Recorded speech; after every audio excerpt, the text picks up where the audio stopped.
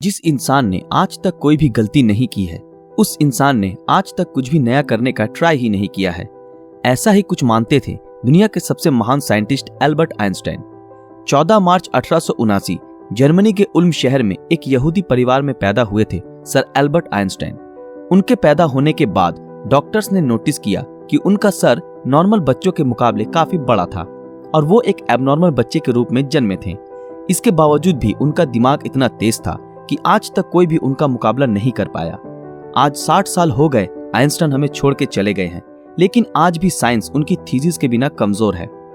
तो यही वजह है कि हर कोई उनके दिमाग के बारे में जानना चाहता है कि आखिर उनके ब्रेन में ऐसा क्या था जो कि उन्हें इस मुकाम तक लेकर आया कि आज उन्हें दुनिया भर में ग्रेटेस्ट साइंटिस्ट के नाम से जाना जाता है। क्या उनके ब्रेन में कोई सुपरनैचुरल पार्ट्स थी? तो आज हम इस वीडियो में इसी विषय के ऊपर चर्चा करेंगे। दरअसल जब एल्बर्ट आइंस्टाइन का जन्म हुआ था तब उनका सर किसी भी नॉर्मल बच्चे से ज्यादा बड़ा था। नॉर्मली बच्चे 1 या 2 साल की उम्र में बात करना सीख जाते हैं, लेकिन आइंस्टाइन 4 साल की उम्र तक बिल्कुल भी बात नहीं कर पाते थे।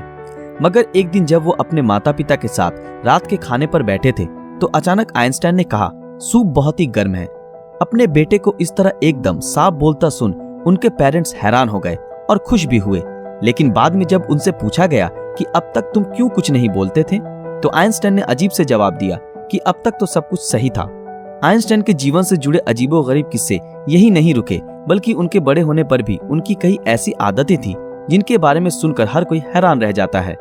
जैसे कि एल्बर्ट आइंस्टाइन को डेट्स और फोन नंबर याद रखने में प्रॉब्लम होती थी, यहाँ तक कि उन्हें खुद का टेलीफोन नंबर भी याद नहीं रहता था। एक बार उनके एक सहकर्मी ने उनसे उनका फोन नंबर मांगा तो आइंस्टाइन उनके पास रखे टेलीफोन डायरेक्टरी में अपना नंबर ढूंढने लगे। ये देख के सहकर्मी ने चकित होकर बोला, आप अपना खुद का फोन नंबर क्यों याद नहीं रखते? तो आइंस्टाइन ने उनको कहा कि किसी ऐसी चीज को भला क्यों मैं याद रखूं जो मुझे किताबों में ढूंढने से मिल जाती है। आइंस्टाइन कभी भी जूतों के अंदर मोजे नहीं पहनते थे, क्योंकि उनकी टांगों की उंगलियां इतनी बड़ी थी कि बचपन में हमेशा टांगों की उंगलियों की वजह से मोजे में छेद हो जाते थे। इसलिए उन्होंने मोजा पहनना ही छोड़ दिया। यहाँ तक कि वो अपने जूतों के फीते भी दूसरों से बंधवाते थे, क्योंकि उन्हें जूते के फीते बांधना भी नहीं आता था।